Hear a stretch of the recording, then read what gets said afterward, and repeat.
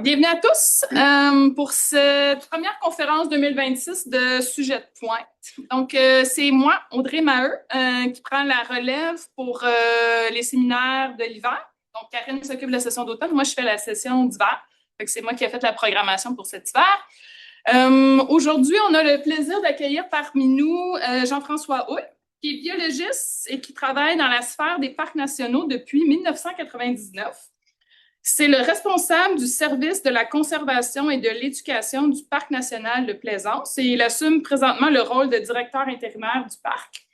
On a eu l'idée de l'inviter, c'est François Lorenzetti qui m'a fait cette suggestion-là parce qu'il a déjà vu ta présentation et il m'a écrit, je pense, probablement le soir même pour me dire « Audrey, je sais que c'est toi qui t'occupes des conférences, il faut inviter Jean-François. » Donc, les attentes sont hautes. Les attentes sont hautes. Donc, je te laisse la parole. Bonne présentation. Merci tout le monde d'être là. Puis François, quand il était là, parce que cette conférence-là, en tout cas, les hybrides, je l'ai donné à quelques reprises ces derniers temps.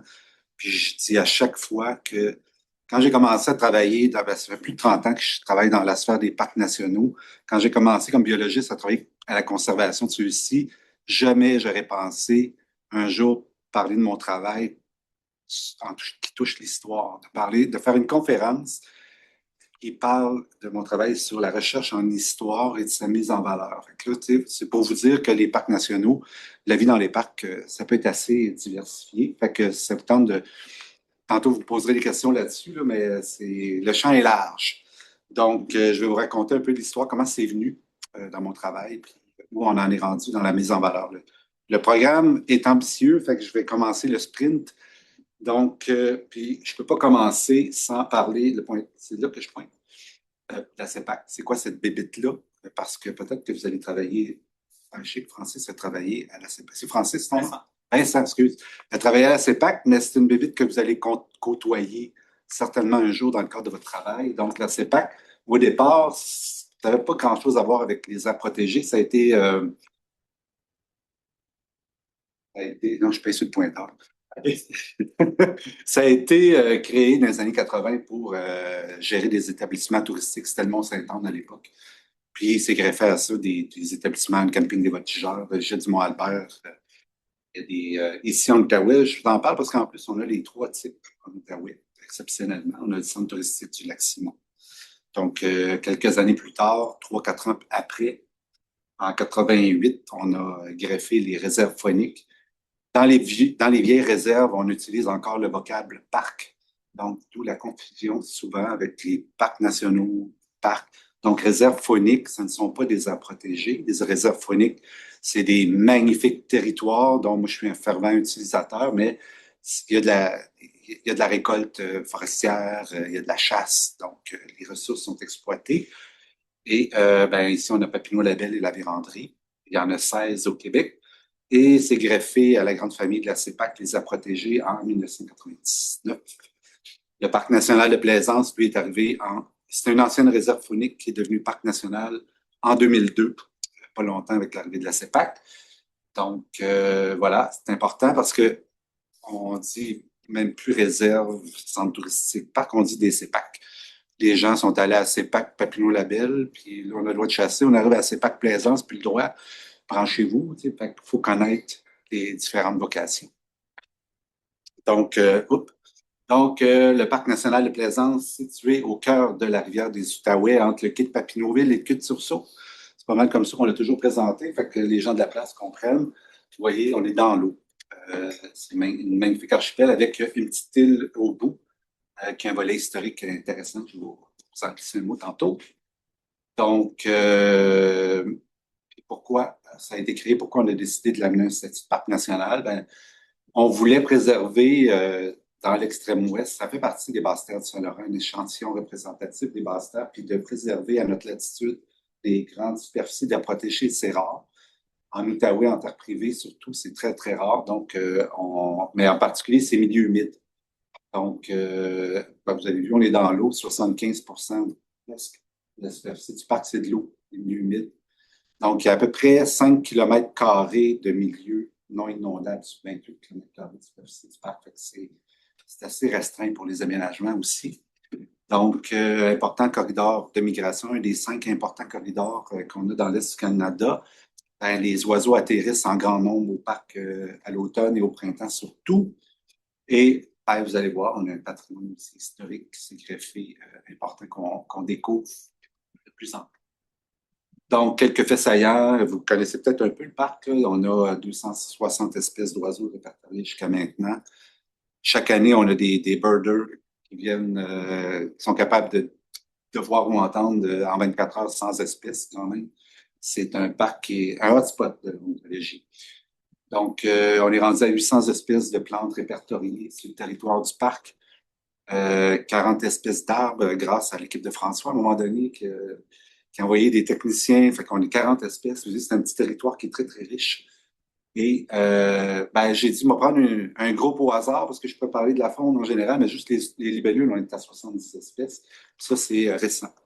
C'est des études qu'on a faites récemment. Et ben, on peut dire qu'on est un des fiers représentants de protection des milieux humides au Québec.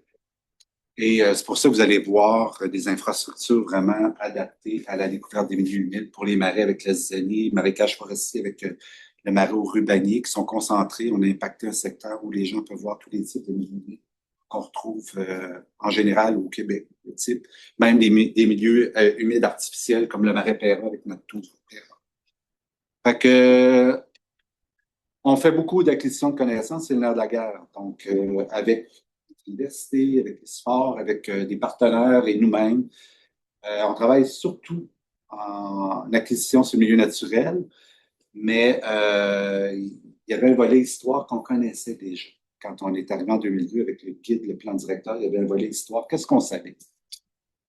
On, on l'a regardé, puis on a mis ça de côté. On a développé un parc, puis on a travaillé en milieu naturel. C'est plus naturel pour nous de le faire. On savait qu'il y avait une occupation des Premières Nations qui était confirmée par des études dans les années 80, des sondages qui avaient été faits sur le territoire. On savait aussi que le territoire du parc, ça a été le fief de la famille Papineau. Quand vous connaissez un peu l'histoire de la Seigneurie de la Petite Nation, c'est les Papineau qui l'ont colonisé, qui l'ont mis en place, qui l'ont parti. Puis le territoire du parc, c'est un peu le tremplin, c'est là où ça a commencé. Une histoire aussi, moi je l'ai appelé un drame humain quand même. Ce territoire-là était habité longtemps. Donc, il y avait 18 familles qui occupaient le territoire du parc jusque dans les années 60. Dans les années 60, la centrale de Carillon à Argenteuil, à peu près juste en haut du lac des Deux-Montagnes, à partir de là, ben, la rivière est devenue un réservoir jusqu'à Hall, Gatineau. Et ben, il y a eu des centaines d'expropriations tout le long du parcours, dont 18 familles au parc. Et c'est devenu comme ça des terres publiques. C'est pour ça qu'aujourd'hui, c'est devenu un parc. À l'époque, les familles ont été expropriées. Donc, il y avait plusieurs générations de familles qui avaient vécu là. Les familles riveraines, dans le fond, qui habitaient juste sur le bord de la fleuve. Exact. Il y a des cas où l'inondation allait être moins importante. Il y a eu des servitudes d'inondation signées, mais 18 familles ont été expropriées. Et ben, c'est devenu état public, réserve faunique, parc national. Il s'est fait une cueillette d'informations par la suite, du glanage, je vous dirais, puis de l'opportunité. Fait que je vais vous présenter les différents types de cueillettes de données qui s'est fait avec le temps au parc.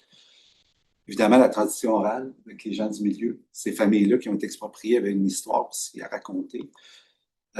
Beaucoup de recherches d'archives que j'ai développé des aptitudes et un dada pour l'histoire. Fait que ça a fait partie de mon travail pendant quelques années. Puis évidemment, on a eu des opportunités d'archéologie.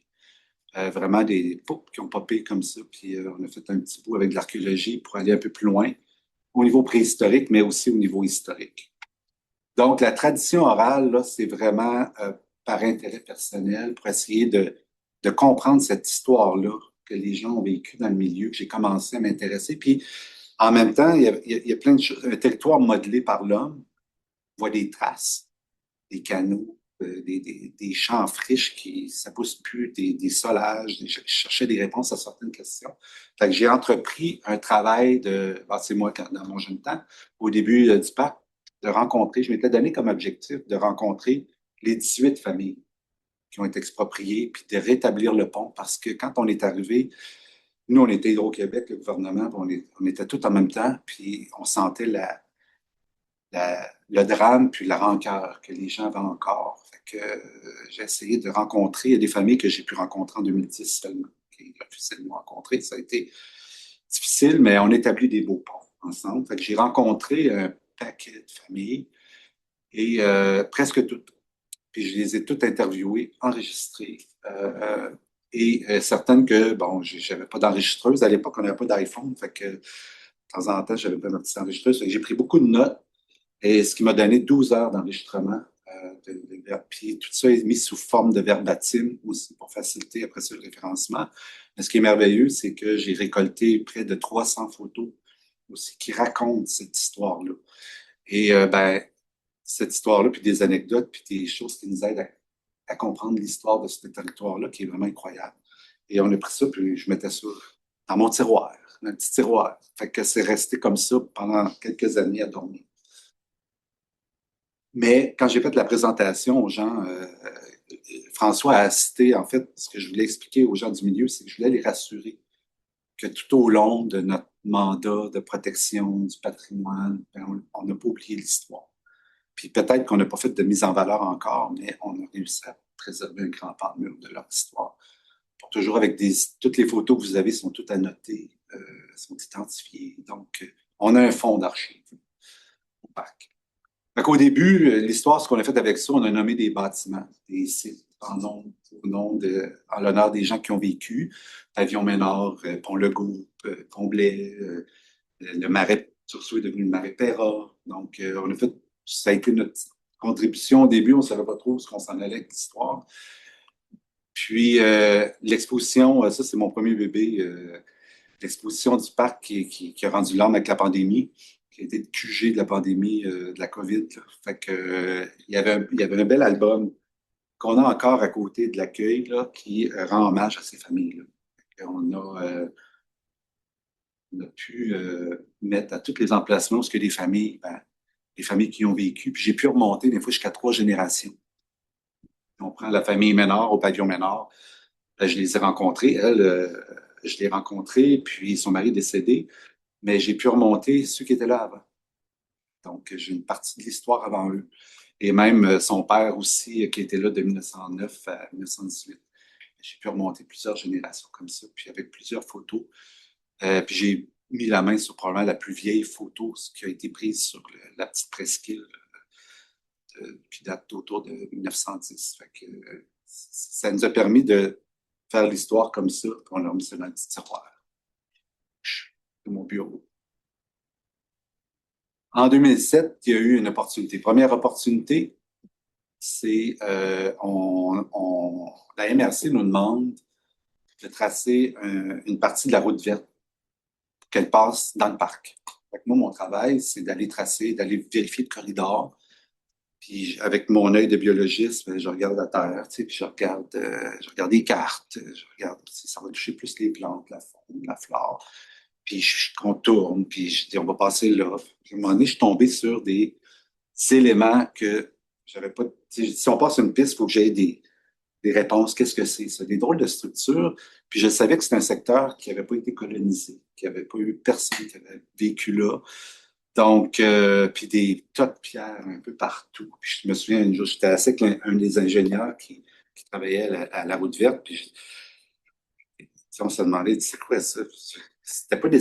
On voit ça, des dépierrements dans les champs souvent. Ah, mais il n'y a pas de terre agricole là. Fait que, ça doit être des cimetières indiens. Fait que, bon, ben du fun, mais j'ai appelé un archéologue et finalement, il a dit, t'as bien fait de m'appeler.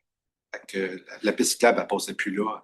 On a fait pas 7 ans, ça c'est avec les fouilles historiques, mais on a fait 4 ans à peu près de fouilles archéologiques dans ce secteur-là. Pendant les 2 ans, l'émission Découverte nous avait suivis. Fait qu'il y a une émission en 2007, probablement disponible encore en ligne, qui suit ce projet-là. Donc, on avait découvert un cimetière autochtone à ce moment-là. Mais le cimetière datait de la période de contact, d'environ 500 ans. Mais l'archéologue, ce qui l'intéressait le plus, c'est ce qu'il trouvait inclusant. Fait qu'on a remonté l'histoire beaucoup plus loin, qui était connue à 3005 sur le territoire. On est allé beaucoup plus loin. Donc, ça a été des années de fouilles vraiment extraordinaires. Et ben, ça a fait en sorte que le territoire, on a pu monter à 8500 ans d'occupation autochtone. Et ben, là, c'est parti en fou. Là, le parc était reconnu comme l'une des plus importantes réserves archéologiques du Québec pour la qualité et la quantité des artefacts que l'on trouvait. Puis surtout qu'on était capable de voir la rivière Outaouais avait été beaucoup plus haute. Puis plus on était haut, ben, plus c'était vieux. Puis plus on descend vers la rivière, plus c'était récent. Fait qu'on avait le profil aussi d'occupation. Donc, on avait été faire des conférences à Québec, un peu partout. Puis ça avait suscité, on a eu une école de fouilles avec l'Université Laval à l'époque. Et ben, le ministère de la Culture, autre opportunité, nous ont approchés. Puis on dit, ben, c'est intéressant l'archéologie, mais on a, nous, dans le cadre des mois de l'archéologie, que les gens ont fait de l'archéologie avec le public, est-ce que vous n'auriez pas quelque chose qui touche la partie historique que vous voudriez fouiller, on vous financerait? On disait oui. On a quelque chose de certain. Il y a un endroit qu'on appelle l'Elbow au parc Coude, où on aurait eu un poste de traite, semble-t-il, que les Papineaux auraient mis leur premier pied à terre à cet endroit-là, puis il y aurait eu de l'occupation autochtone. Fait qu'on serait intéressé d'aller approfondir ça. Fait qu'on l'a fait pendant 3 ans, presque 4 ans, avec le public, puis le groupe de recherche en archéologie d'Outaouais. Donc, on a fait des fouilles à l'Elbow pendant ces années-là, puis là, on a trouvé plein de choses intéressantes. Et on a pu confirmer que l'Elbow, ici le coude, vous voyez le coude avant que ça se jette dans l'Outaouais, c'est cet endroit-là, que, ben, effectivement, c'était 3600 ans d'occupation juste à cet endroit-là. On voit que la partie labour, ici, le petit bout brun, là, on avait le droit de fouiller là-dedans avec le public. Là, aussitôt qu'on dépassait le labour, là, où que là, l'emplacement de l'objet devient important. Là, c'était l'Université Laval qui entrait en jeu. Puis là, ben, eux, ils sont allés jusqu'au plancher, puis on a découvert un foyer. Il y avait du charbon, le daté au carbone 14, puis c'était 3640. Donc, on avait le plancher d'occupation, on a trouvé des dizaines de foyers partout, à différents étages. Fait que c'était un site très occupé. Fait qu'il y a eu 3600 ans de feu. Puis le feu a continué avec le poste de traite parce qu'on a découvert aussi l'occupation autochtone, le contact avec, on a confirmé la traite de feu à cet endroit-là.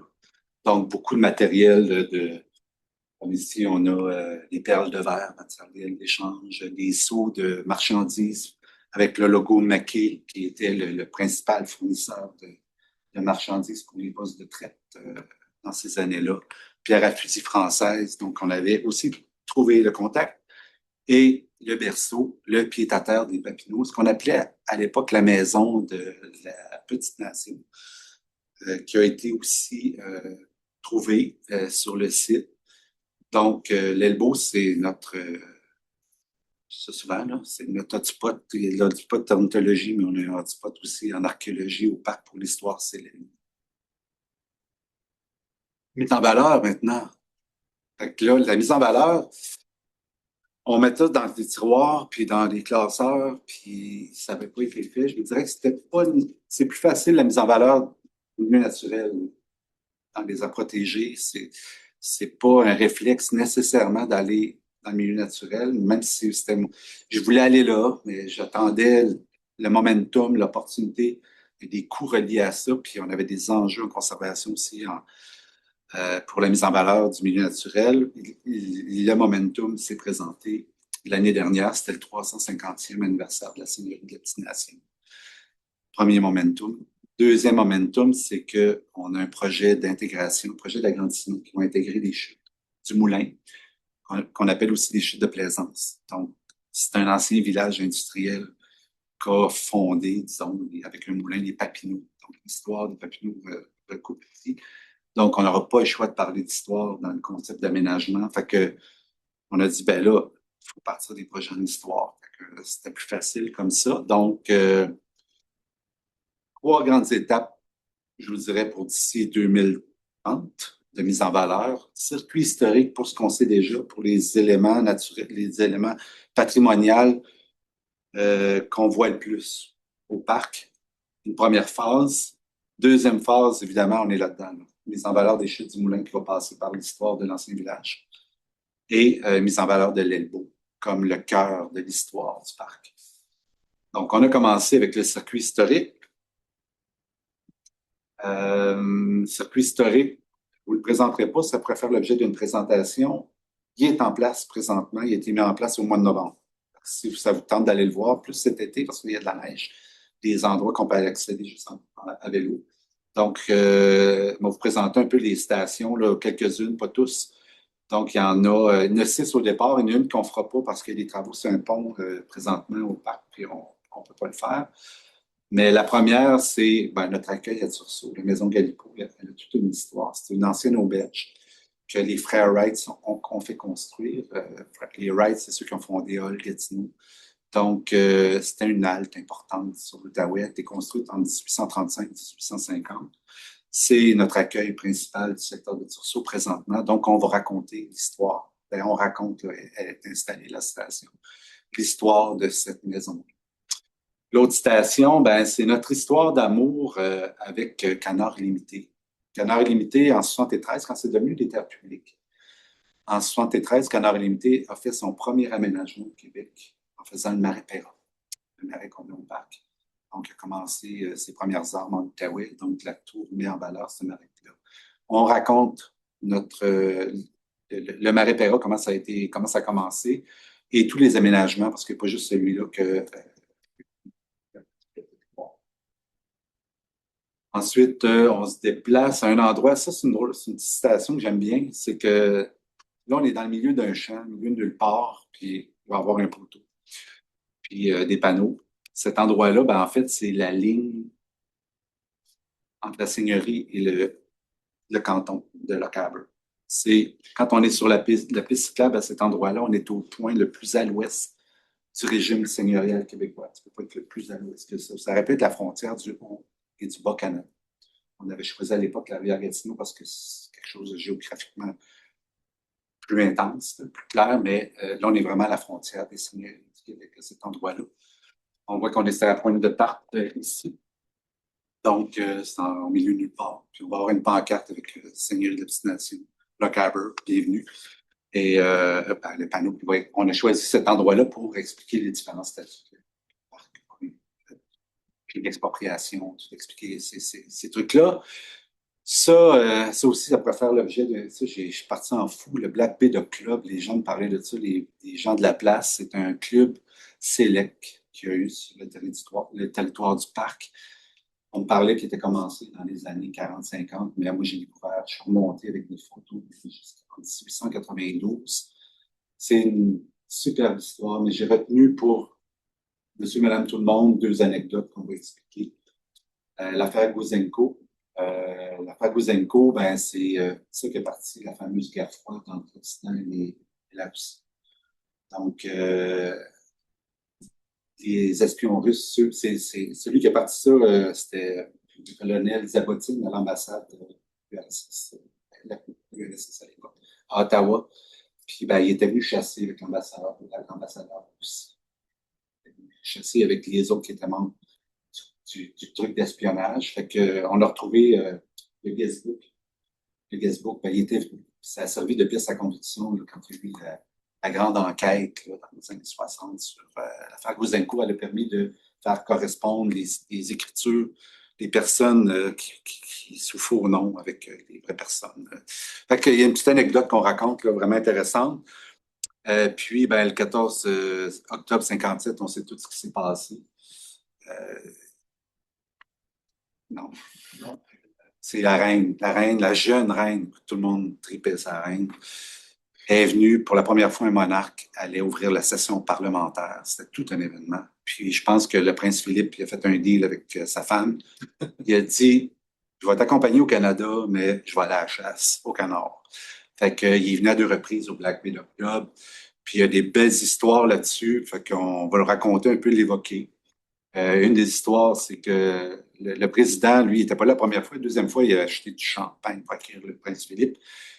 Puis le prince Philippe, quand il allait dans des places comme ça, lui, il ne voulait pas vivre le champagne. Lui, c'est une bonne bière canadienne qu'il voulait. Puis il y avait plein d'agents de la GRC habillés en chasseurs de canard pour pas qu'ils sachent que c'était des agents de la GRC. Il avait besoin de vivre son intimité. Fait que Aîné était bien connecté avec les Molson. Fait que il avait été chercher de la bière pour Sa Majesté. Donc, fait que ça, c'est la seule photo qu'on a que j'ai trouvée aux archives de la ville d'Ottawa, du Black Bear Club. Fait que cette station-là, ça, c'est des logos qui m'ont raconté une partie de l'histoire. La galerie donnait sur la rivière. Fait qu'on reconstruit cette station-là, un peu la galerie. Les anecdotes vont être racontées sur les appuis-bras, puis il va y avoir des petits panneaux qui vont raconter l'histoire. Elle est installée présent. Donc, phase 1, on a une autre station pour l'île Laroussin, qui est le premier manoir seigneurial des Papineaux était là. Mise en valeur des chutes du Moulin, qui va être, on est dedans. Je suis en recherche d'histoire. J'ai de l'aide, j'ai engagé une personne qui est spécialisée dans les fonds d'archives au BANQ, fait qu'on avance. Et mise en valeur de l'Elbeau. Évidemment, l'Elbeau, ben, on vise 2030, l'Elbeau.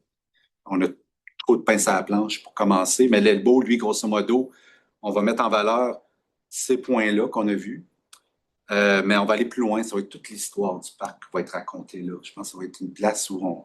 Puis que je veux qu'on se rassemble encore. Comme je vous disais, il y a eu 3600 ans de feu, là, de joie faite ou pas de joie. Mais moi, je veux réinstaller un foyer au-dessus de ce vieux foyer 3600 ans-là pour qu'on puisse encore faire des feux ensemble là. Fait que ça, c'est 2030. Donc, fin de la première partie. Deuxième partie, il reste combien de temps? 1 minute. Parfait.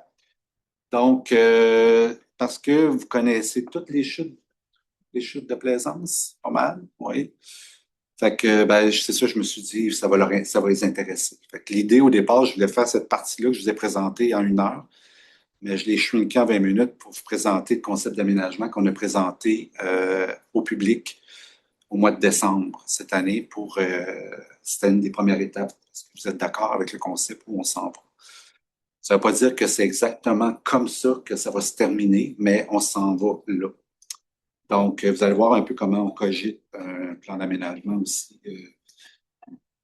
Fait que, il y a plein d'affaires qu'on a en tête quand on part de zéro pour aménager quelque chose. Mais on m'a présenté quatre éléments qui étaient bien importants. Un, on voulait conserver les attributs de connectivité écologique. Un des enjeux du parc, puis je vous dirais de toute la vallée, c'est la connectivité écologique. Puis, ce tronc, on va chercher 2,5 km² qui répondent à certains besoins. Donc, vous voyez ici, cette carte-là, elle parle un peu. On voit qu'on est en secteur agricole habité. Puis, on a deux beaux massifs qui nous connectent au bouclier canadien. Donc, nous, on va chercher une grande partie. Avec le projet, c'était une petite banque qui appartenait à Hydro-Québec, mais on a réussi à aller chercher des terres privées pour aller chercher un plus gros morceau. La partie en verte, là, on est allé chercher de plus foncé pour faire un meilleur corridor. Donc, ce qui fait en sorte que ce qu'on va impacter pour la mise en valeur, c'est juste la partie orange où on retrouvait le village. Donc, ça va être probablement un des projets d'agrandissement où on va avoir coupé le moins d'arbres.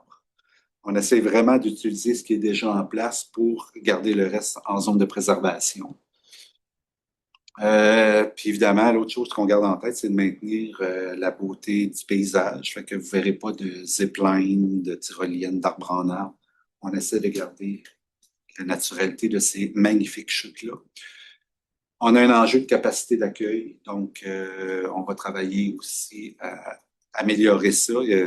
Pendant la pandémie, ça nous donne une idée là, de ce que ça peut ressembler en haute capacité. Là. Nous, on le gère depuis 2 ans là, tel quel, à la demande du ministère, en attendant que ça devienne parc. Puis on est à 200 personnes par jour l'été, à peu près, en moyenne. Des pics à 300, mais là, il n'y a pas de publicité, rien. Il n'y a même pas de pancarte sur le bord de l'autoroute. On s'attend à tripler. On pourrait atteindre 800 000 personnes par jour. C'est pas 800 000, mais 800 000 facilement. Donc, là, on n'a pas de place pour mettre ces personnes-là. Donc, et le quatrième, c'est de faire connaître les faits saillants de l'histoire du village, évidemment. Puis j'ai à peu près tout lu sur ce qui touche le village North Nation Mills et ce qui a touché l'essor de la foresterie en Outaouais. Et j'ai découvert cette phrase-là, moi, que ça a été mon point de départ. Donc, Pierre-Louis Lapointe, qui est le spécialiste de la foresterie, dit North Nation Mills, c'est le récit de son existence résume à lui seul le parcours de l'industrie du bois dans notre région. Et c'est à ce titre qu'elle mérite d'occuper une place de choix dans nos souvenirs. C'est un village qui a duré à peu près 50 ans. Très éphémère. Mais ça va être notre fil conducteur parce que c'est vrai que quand On regarde son histoire, on raconte l'histoire de la foresterie de l'Outaouais. Donc, j'ai même rencontré les profs d'histoire à LJP pour voir qu'est-ce qui serait utile par rapport à leur programme, qu'est-ce qui ferait en sorte qu'ils viendraient chez nous, qu'est-ce qu'il faut que je couvre. Ils ont dit, il faut que tu parles du blocus de Napoléon. Absolument. Tout est parti du blocus de Napoléon. On a coupé les vannes à l'Angleterre. Napoléon, on ne pouvait plus s'approvisionner de Russie, et de l'Ouest, de l'Est, pour le bois, pour faire des navires. Fait qu'on s'est tourné vers les colonies, puis c'est là que ça a parti en Outaouais, entre autres. Donc, on a trouvé des vieilles cartes. Ça, je vais vous montrer. Elle me servi beaucoup. 1820, au début du premier moulin. On a commencé à fouiller dans les archives pour nous inspirer. Celle-là est vraiment intéressante. Donc, ce que je vais faire avec vous, là, brièvement, c'est de prendre chacune des stations qui vont être mises en valeur pour que vous compreniez pourquoi on les a choisies. Puis c'est quoi mon fil conducteur avec l'histoire du site. Donc, le premier et le deuxième, c'est le stationnement principal. Comment on va trouver la solution pour accueillir ces gens-là, puis le site du deuxième moulin. Ça aurait pu s'appeler les chutes des moulins, parce qu'il y en a eu deux. Les Papineaux ont construit le premier. Puis ensuite, ça a pris de l'ampleur, puis on a eu un gros moulin qui en a fait de la planche plus tard. Tout le village est bâti au nouveau, autour de ce deuxième moulin-là. Donc, ça, c'est le stationnement actuel. C'est familier avec le site. Bien cordé, mais ça n'arrive jamais, parce que les gens stationnent n'importe comment. Bien cordé, les rentrent 20 chars. Puis on a un petit stationnement à côté de débordement. Fait que on a entre 30 et 40 voitures qui peuvent stationner. Fait que on a souvent les voitures dans la rue. Fait qu'imaginez quand on va tripler. On a besoin, on est évalué à 100 places. On a des gens qui quittent le parc avec leur motorisé, qui arrêtent en passant, ils prennent la place pour 8 chars. Fait que la solution qu'on a trouvée, je disais qu'on n'avait pas coupé d'arbres, on a coupé un petit peu. C'est que ici, juste en haut, c'est ce qu'on appelait, c'est le seul plat qu'il y a dans le coin, à part les terres agricoles. Il y avait ce qu'on appelait le plateau institutionnel. C'est là qu'on trouve, il y avait 5 bâtiments. Il y avait l'église, l'école, un bâtiment qu'on associe peut-être aux francs-maçons, en tout cas, l'espèce de chevalier de colon d'époque. Puis, ben là, on a de la place, vraiment, pour travailler. Là, présentement, c'est une forêt un peu mixte là, d'une trentaine d'années qui est en train de pousser là. Puis, il existe encore le lien entre le plateau institutionnel, d'à peu près une centaine, 80-100 mètres, qui relie au stationnement. Donc, on ferait notre stationnement là. On rentrerait par la piste de VTT qui part ici. Et là, on pourrait accueillir ces gens-là. Puis on pourrait aussi les accueillir, les personnes à mobilité réduite. On garderait le petit stationnement en bas pour les employés des livraisons, domper du monde, puis remonter, stationner. En tout cas, on le pense présentement en fonction de ça. Puis ça libérait aussi une capacité d'accueil des tables à pique-nique. Là, présentement, les gens débarquent à travers des voitures puis s'en vont dans un sentier qui est très étroit. Fait que quand ils débarquent les autobus, on veut les accueillir, on n'a pas d'endroit pour ça. Fait que ça deviendrait le site d'accueil principal qui va peut-être on va peut-être lui donner un nom plus sexy un jour, mais là, c'est le site du deuxième moulin. L'interprétation, comment va s'intégrer? Bien évidemment, on va faire une introduction à l'industrie forestière de l'Outaouais et North Nation Mills. Des Papineaux, quand ils ont fait un moulin là, il y avait une raison bien particulière, c'est qu'il y avait besoin d'un moulin à farine puis un moulin en bois. Quand un seigneur installe une colonie, il a besoin de la financer. Donc, le moulin, c'était le moteur économique. Et le moulin à farine, ben, c'est un devoir du seigneur envers ses censitaires. Il était fait à même le moulin. Donc, puis il a profité du blocus de Napoléon, lui aussi, pour financer. Fait que, on va introduire ça. Puis ensuite, ben, le parcours du client va suivre le parcours du bio. Donc, à cet endroit-là, on va parler en arrivant, ben, le bois, il arrivait d'où?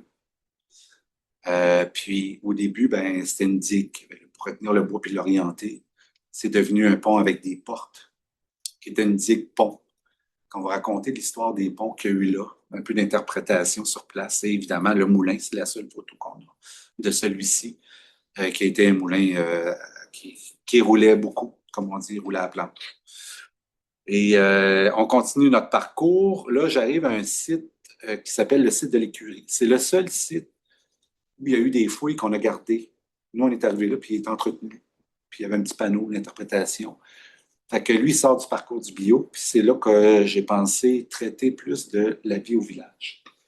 Au village, ben, tu sais, il y avait un forgeron, il y avait des anecdotes, il y a eu des drames. Fait qu'on va raconter un peu l'histoire de il y a eu une équipe de hockey, North Nation Mills.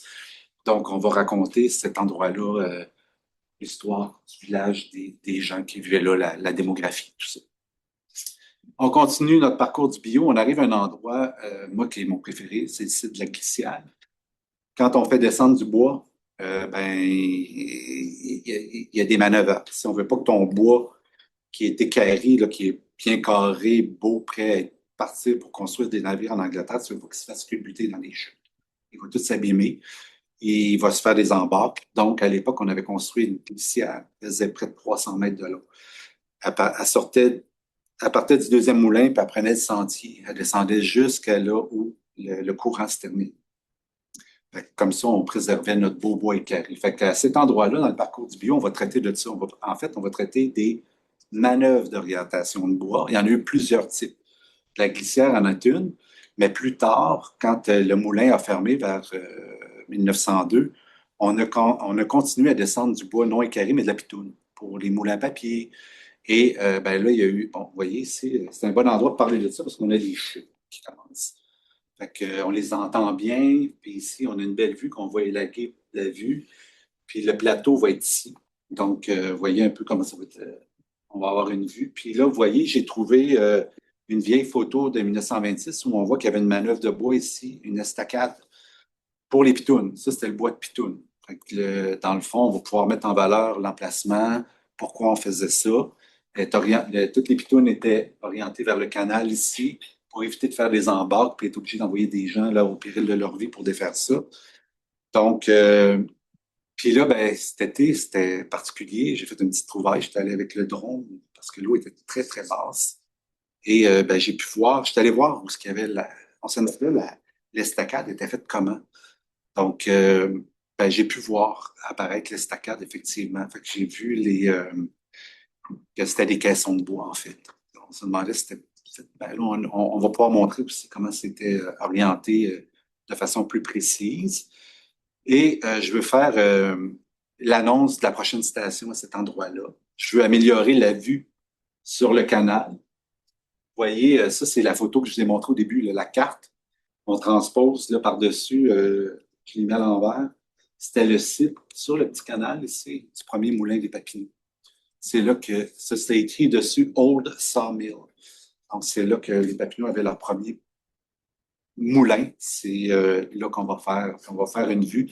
J'ai là la semaine prochaine pour l'aménager, que les gens puissent voir ce beau canal-là, vraiment une belle vue, puis pouvoir imaginer le moulin qu'il y avait aussi à cet endroit-là. Puis ça va annoncer le site du moulin Papineau, qui va être la prochaine station. C'est là que tout a commencé sur le site. C'est là qu'il y a eu le premier moulin banal, le premier moulin, que les Papineaux, après la construction du gros moulin, ont gardé pour leurs besoins. Ils faisaient du bardeau, des petits trucs comme ça. Fait que, on va parler du moulin, mais aussi, c'est cet endroit-là qu'on va faire le lien, le fait conducteur avec le parc actuel. Pour ne pas avoir l'histoire des chutes, l'histoire du parc, mais l'histoire.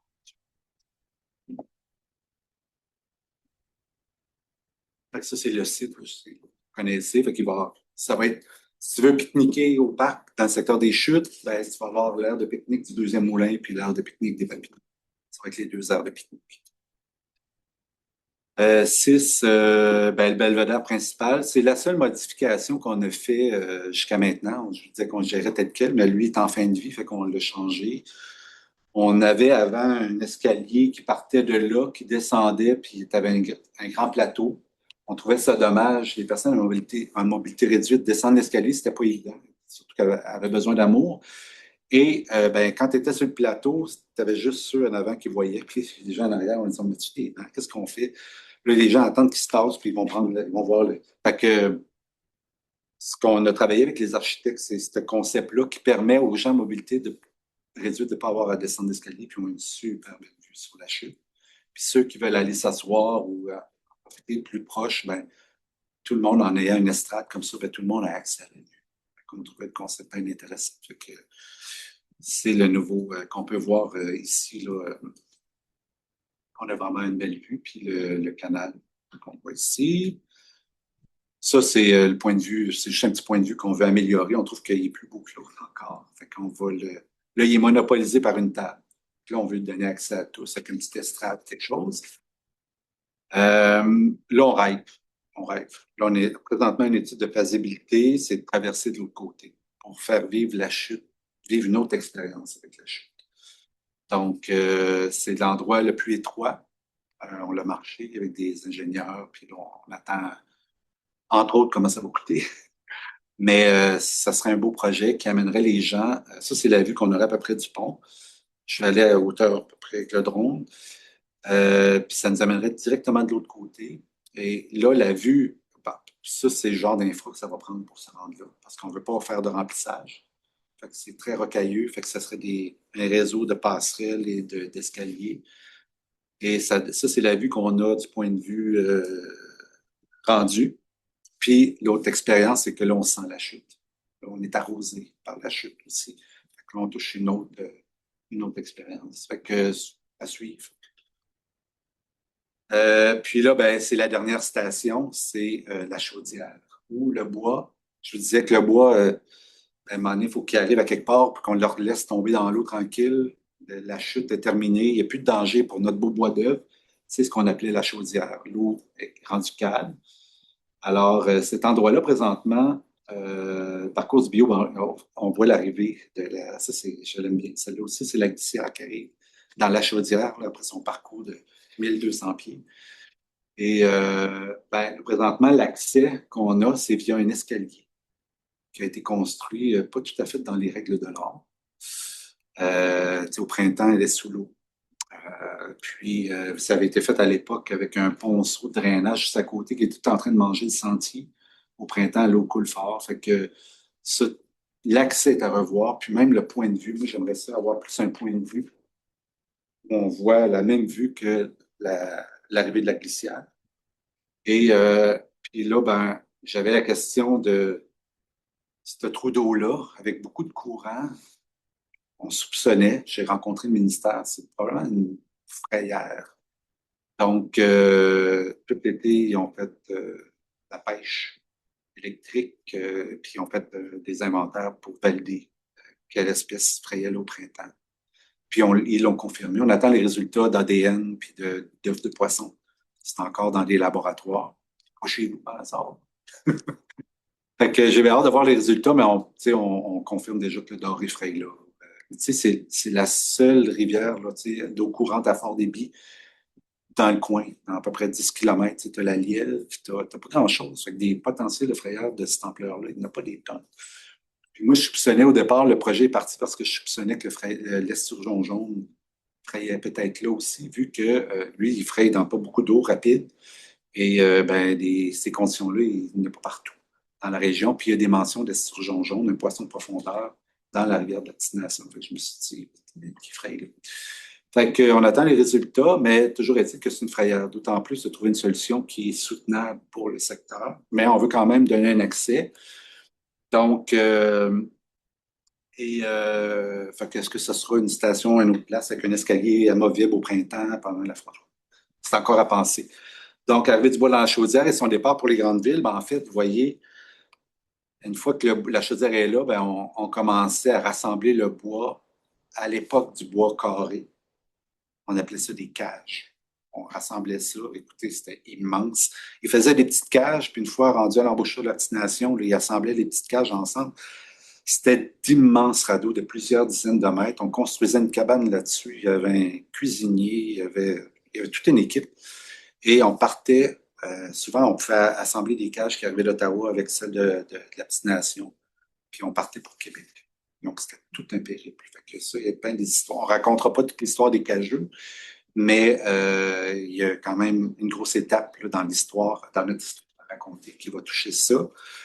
Et plus tard, quand les cages ont terminé avec quand le bois carré scié a terminé, ben là, on était avec les bois de pitoune, mais on faisait encore du rassemblement. Ça, c'est probablement dans le temps du bois de pitoune.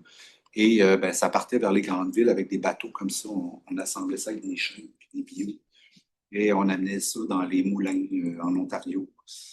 Et ben ça finit notre parcours du bio, puis ça finit en même temps le parcours du client. C'est la fin de la partie 2, puis la fin de ma présentation. Merci.